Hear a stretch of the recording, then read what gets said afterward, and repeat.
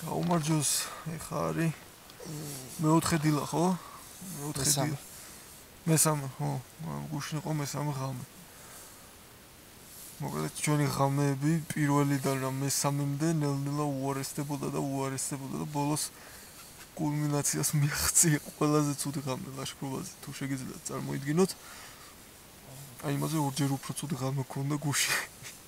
იმიტომ რომ ნათხოვარი კარავში გძინავს, რომელიც რავი, სრულიად შემთხვევით მოქვსო ვიღაცამ. წესდერგით არც უნდა მოეცა. ყოველ შემთხვევაში მე არ მინდოდა თავიდან ამის გამორთმევა. და გძინავს ადიელაში, მეტი არაფერში. ერთი წუთით თუ შეძლო. მოკლედ 27-ში, ანუ 24 საათისა და კიდე სადღაც 7-8 საათის წინ, ჯამური 32 საათის წინ დავიწყეთ სიარული მუხურიდან ტობა ვარცხილისკენ, ეგრეთ წოდებული ვერცხლის ტბისკენ. როგორც წესი პირველ 25 კილომეტრს გადიან ტყის საჭერელი მანქანებით ტურისტები. და მერე ადიან უკვე დაახლოებით 15 კილომეტრს ფეხით ამ ტბებამდე, ორი ტბა, ერთი პატარა და მეორე დიდი. ხო, ხა პირველი ღამე 27-ში დილას გამოსულა ხალხი მანქანით, რომელსაც უკვე გუშინ დავეწიეთ ჩვენ და გამოვედით 27-ში საღამოს 7 საათს. თან ფეხით. მაგათმა ლიდერმა ამის გაგონებაზე პირი დააღო და ხელიდან ჯოხი გავყარდა. ეს ჩვენთვის სტიმულის მომცემი ნამდვილად იყო, მაგრამ ამღავეს ეგ აღდა და აღარ გვახსოვდა. მოკლედ გუშინ საღამოს მივადექით ეგრეთ წოდებულ პატარა ტობა ვარცხილს, საკმაოდ ლამაზი ტბა არის, რამოდენიმე ჩანჩქერი ეშვება ამ ტბასთან. ოხოჯეს ტბასაც ეძახიან. და ამ ტბის უკან ფაქტიურად დაახლოებით 2 საათს ნახევარი ვებრძოდი სიკვდილს, იმიტომ რომ ჩავედი უზარმაზარ ხრამში. ფეხებს ვეღარ ხედავდი, ისეთი ნისლი იყო. ერი აუძვერი რაღაცა კლდეზე და დავიდახე რომ ზევით უარესიო. ხოვითაც ვეღარ ჩავდიოდი. მოკლედ ასე მოხდა თუ ისე ერთი ძალიან პატარა ნაკაწრი მომაყენა ჩემმა დანამ და ამისთვის მადლობა მას. მეტი არ იყო. რაღაცა ხარ. ხო. ბოლო 2 საათ ნახევარი მინიმუმ დავკარგეთ მე და შალვა მამითი გუშინ. ანუ პატარა ტბიდან დიდ ტბაზე ვაპირებდით ასვლას, ამ ხოჯის ტბიდან ტობა ვარცხილზე და მერე ჩვენი ტვინის პატრონებს არც იმაზე ფიქრი გვიჭირდა, რომ უკან დაბრუნებასაც მოვასწრებდით. ხო, ეს ნამდვილად ასე იყო, მაგრამ სამწუხაროდ თუ საბედნიეროდ მოგვიწია ისევ ტობა ვარცხილზე დაბინავება. იმიტომ რომ ეს ძალიან ცუდი უღელტეხილია პრინციპში. ორი მთა არის გადმოსავლელი ორ ტბას შორის. ძალიან ძნელი გზა იყო და დაგვიბნელდა უკვე სიბნელე იყო რომ ჩამოვედით ტობა ვარცხილს და უკან წასვლა მართლაც მკვლელობის ტოლფასი იყო, იმიტომ რომ ფაქტიურად ყინავდა. ხელი როგორ მეკანკალოსო. ეს იმის შეესწელი ღამის შედეგია. გზაშივე უკვე ადიელით გვიწევდა იმ ნანატრი და საარაკო ადიელით თავის გატანა, იმიტომ რომ ძალიან მოგიხსენებათ მთის წვერზე ძალიან სუდი და სუსხიანი კარი იცის. ბოლო ჩამოვახციეთ ამ ტბის ნაპირზე და ავშალეთ კარავი, დავიდეთ ბინა. ტვირთის შემსუბუქების მიზნით რამოდენიმე 10 კილომეტრის უკან ერთ-ერთი მწყემსის კარავში დატოვა შალვა სპალნიკი. მე ჯერ კიდე თბილისში დატოვა სპალნიკი. და წავედი აჩემი ადიელით. ხო, წეღარ შალვა აღნიშნა, რომ ეს კარავი არ გქონდა, ანუ ვეყარეთ მიწაზე, კარვის გარეშე ადიელით და შალვა კარგ პონჩი იყო შვენიერი სპალნიკით. რბილად მაინც ეძინა. თუ ხერხულ მოძრაობებს არ გააკეთებ. მოკლედ გუშინ უკვე ამ როგორც გითხარით ტურისტების მანქანით გზავრობის დასასრულის ადგილას. შეგვხვდა ერთი ღვთისმიერი ადამიანი. ბიჭო, ეგ ერთი დღის უკან იყო თუ ორი დღის უკან? გუშინ შეგვხვდა დაძინებამდე. 24 საათის წინ. ფაქტიურად ორი ღამე გვაქვს უკვე კარავი. პირველ ღამეს მოგვიწია ესე ბომჟებივით. ნეტა ბომჟებივით ყოფილიყავით, იმათ კარდონები მაინც აქვთ თავს.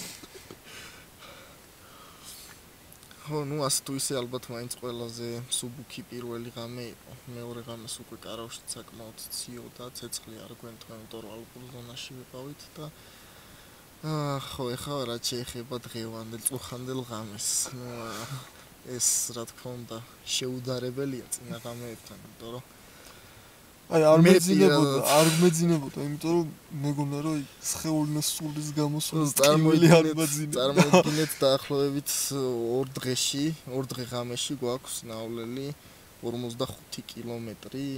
პირველი გზა რაც თქვიან ორ ნაწილად რო გავყოთ ალპურ ზონამდე და მას მერე მანქანები იმდენად ცუდი გზა არის და იმდენად გრძელი გზა.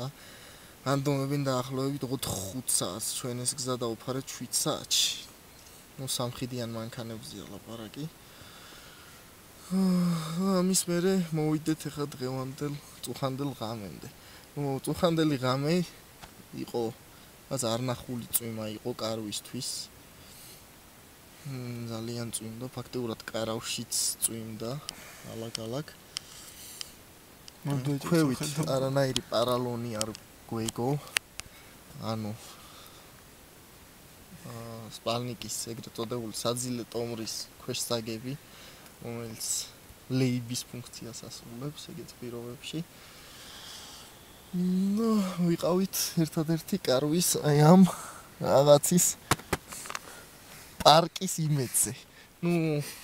მეცა როგორც გითხარით უკვე ძალიან მეეჭვება რომ 0 გრადუსზე ზემოთ ყოფილიყო მაგის ტემპერატურა. ზემოდან გვეფარა ისევ ეს, ამას ვენაცვა, ამან იხსნა ჩვენი სიცოცხლე. თავიდან იმ კაცმა რომელმაც ის გვაჩუქა რა, ჯანდაბაქვია თუ ბათხოვა. კარავი, ძალიან სკეპტიკურად შეხედა ჩვენ. ადიელს, მაგრამ ვერც მაგის კარავი გუშველი და მარტო რო არა ეს ადიელა. თუმცა ისიც აღსანიშნავია სამართლიანობისთვის, რომ მარტო ადიელის ამარა ამ ღამეს ვერ გადავიტანდით, არა დავაპირებდით. რო არა ეს ადიელა შალვას იდეა გავუჩნდა, რომ ალბათ რაიმე დიდი ქვის ძირში შევძრებოდითო და იყო მრავლად ესეთი პატარა გამოქვაბო სოროები უბრალოდ და ალბათ ვერც გვიპოვიდნენ მერე ერთადერთი განსხვავება იქნებოდა. მოკლედ ასე იყო თუ ისე იყო გადავრჩით, ჩემი სიზმრები რა იყო ეხა. ხედავდი მზეს. ხედავდი გაზის ბალონს. ხედავდი რძის ჯამს, რომელიც იმ წყევსმა გამოგვიწოდა. მეტი პრინციპში დიდად საინტერესო არაფერი. შალვა მოგითხროთ თავის ის გასაჭირზე. მე რომ ისიზრებოდა და მოვწყდა უკვე თილას რა გითხარი. ხო ერთი რაღაცა არ უნდა ვთქვათ მე და შალვა. არა შევთხოვდით რომ ორი რაღაცა არ უნდა თქო ლაშქრობისას. კიდე კაი პირველი არ მოგვიწია, მაგრამ მეორე. ერთი ის რომ საკუთარ შარტს თუ დალევ არ უნდა თქვა. შეგიძლია გააკეთო მაგი სიცოცხლის შენარჩუნების მიზნით, მაგრამ არ უნდა გააბაზრო მე სამაყო არაფერი არ არის მაგაში. მეორეს რაც შეეხება ცოტა უხერხულობაცა. ეგა თქვენი აზრით როგორ გადავრჩით თელი ხარ. შალვას თქვით ვერ წარმოიდგენა რომ ესეთი მონდომები და ადამიანს ჩაეხუტებოდა მით უმეტეს ბიჭს. მე გადაგვარჩინა აშკარად ამან, იმის იქით არაფერი ყოფილა. მაგირო რა. ძილზე ხო ლაპარაკი ზედმეტია, მაგრამ მიტანებაზე გამთენიამდე ეგეც აჭო იქნებოდა. ხელები ეხლაც გვიკანკალებს, ჯერ მზე არ ამოსულა, რიჟრაჟია და მაქსიმუმ 2-3 გრადუსი იყოს ტემპერატურაში ხამესა და ეხლა ცოტა სამწუხაროდ ისევ წვიმა დაიწყო.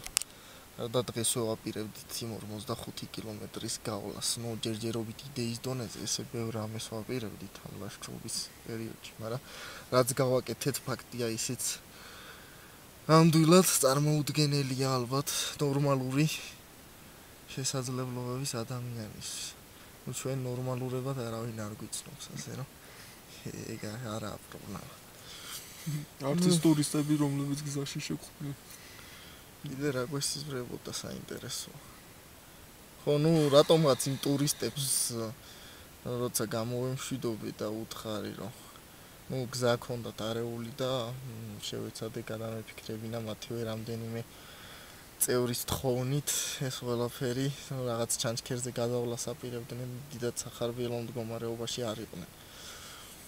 ნუ მე ჩემი ვეცადე უთხარი ველაპარაკე და მე რა თქმა უნდა უკან წამოვედი ამ უკან წამოსვლის მე იყო ის წეღაც აღნიშნა რომ დავიკარგე. ნუ ბოლო სანამ დავიკარგე ესენი კი მიადგნენ შალვას.